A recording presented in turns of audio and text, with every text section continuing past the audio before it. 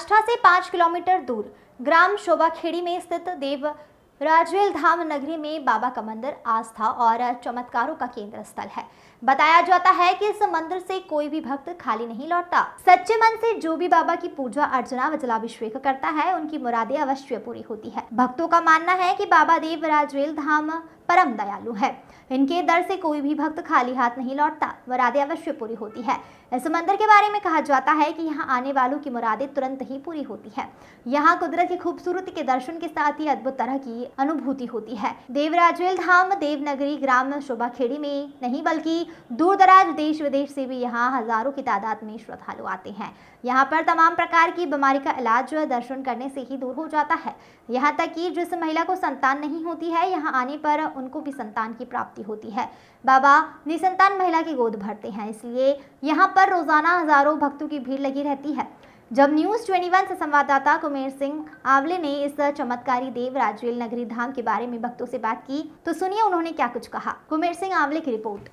कहाँ से आए हैं सर आप? मैं शोभाखेड़ी के निवासी। अच्छा, ये देवपुरी धाम का हमने बहुत चर्चित नाम सुना है, क्या विशेषता है यहाँ की? तो ये बाबा ने जैसे आपको बताया, पटियाला बाबा साहब ने बताया कि जो हमारा गांव सीहोर डिस्ट्रिक्ट है, सीहोर डिस्ट्रिक्ट की आष्टा तहसील में छोटा सा गांव शोभाखेड़ी, और यह गांव शोभाखेड़ी देवपुरी नाम शोभाखेड़ी के नाम से विख्यात है।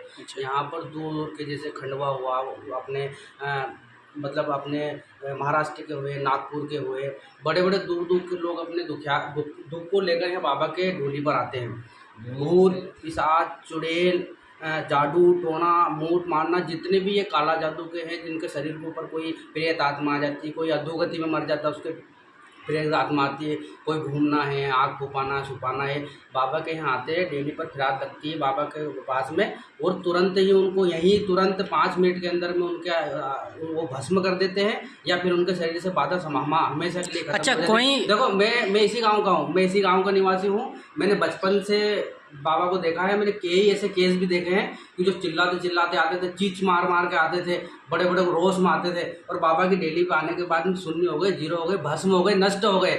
ये बाबा का आशीर्वाद है। वो शोभाखेड़ी धाम, शोभाखेड़ी पूरे गांव पर, पूरे आसपास के गांव पर बाबा की कृपा है। आपातकालीन जो भी प्राकृतिक प्रक्रिया होती है।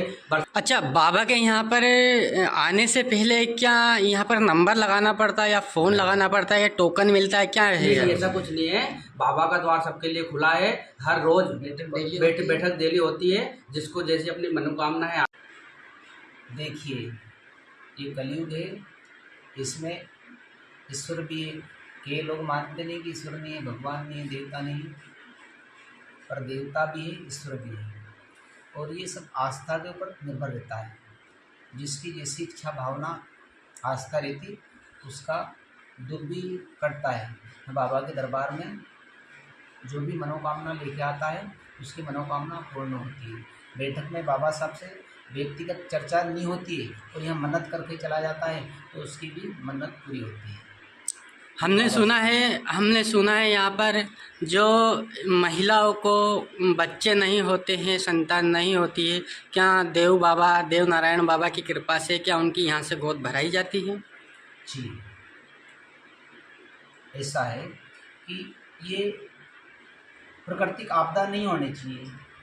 किसी बाहरी बाधा के कारण, कोई परेशानी के कारण, कोई प्रेत के कारण, या कोई आकस्मिक बाधा के कारण अगर पीड़ा रहती है, बच्चा बच्ची किसी भाई बहन को नहीं होता है, तो बाबा साहब की कृपा से उनके यहाँ संतान की प्राप्ति अवश्य है। अच्छा बाबा, ये कितने दिनों से यहाँ पर देव नारायण बाबा की बैठक यहाँ पर होती है? कितना समय हो गया है कि यहाँ पर आते आते लोगों की इतनी भीड़ होने लगी है?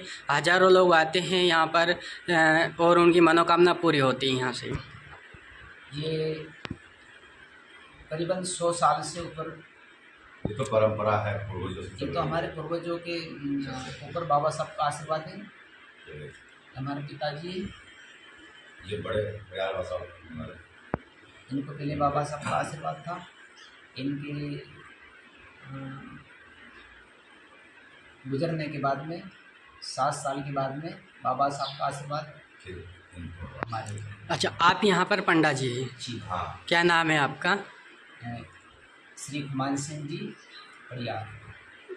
ग्राम शोभाखेड़ी, ग्राम देवपुरी धाम शोभाखेड़ी।